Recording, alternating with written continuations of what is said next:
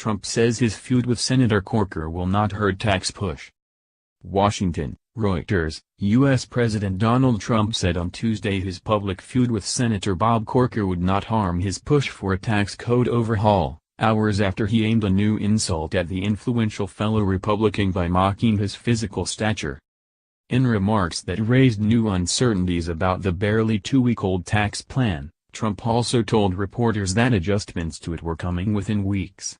He did not give details.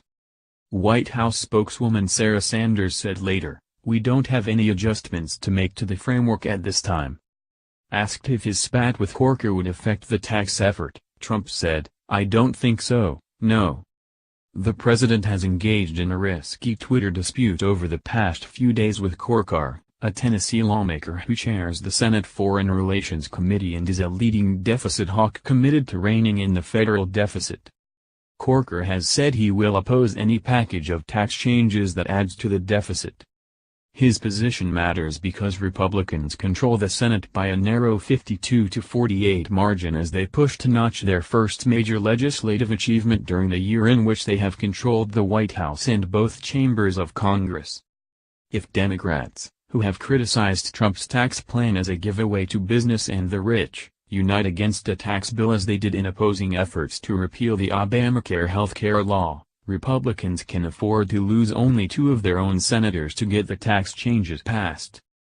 In his latest tweet on the senator on Tuesday morning, Trump dubbed Corker, reported by U.S. media to be 5 foot 7 inches, 1.70 meters, tall, "Little Bob Corker."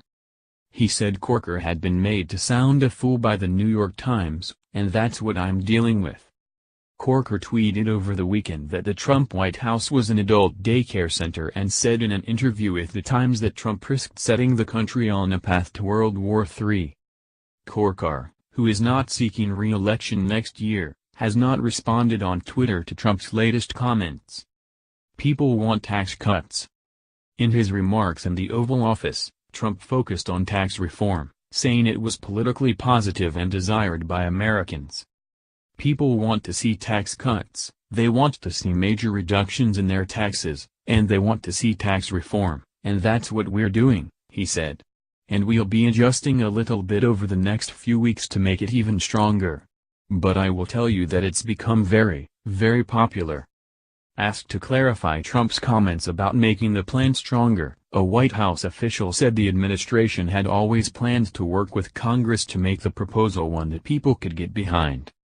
The word stronger could imply larger tax cuts, more base broadeners or a number of other things, said Kyle Pomerleau, federal projects director at the nonpartisan Tax Foundation think tank. It's hard to tell what direction that's going in. Two congressional tax writing committees are preparing to unveil legislation that Republicans hope to enact before January.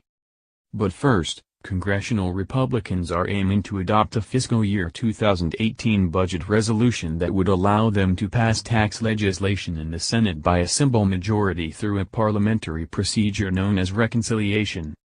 Without reconciliation, Senate Republicans would need to work with Democrats to garner the typical 60 votes required to pass legislation. If there is no reconciliation, then there is no tax bill, the Wall Street investment banking firm Keefe, Bruyette & Woods advised clients on Tuesday. The House of Representatives passed a budget resolution last week and the Senate is expected to vote on its own version next week. Resolving the differences between the two budget measures could take weeks unless the House decides to pass the Senate's version quickly.